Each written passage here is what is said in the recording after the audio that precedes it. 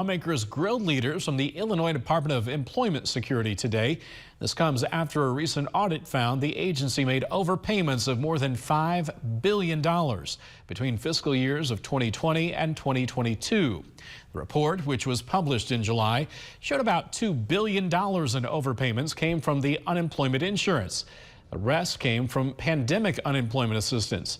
It found that officials prioritized speed over accuracy during the pandemic. The pat you on the head and say, yeah, we got this, obfuscate, deny, refuse to answer questions, and then suddenly 2 years later we find, oh, $5 billion went out the door. Nothing to see here, guys. No big deal. We got this. Yeah, you got this, all right. $5 billion went missing. IDES leaders say they took a look at the audit's findings as an opportunity to learn and be better prepared for the next economic crisis. The long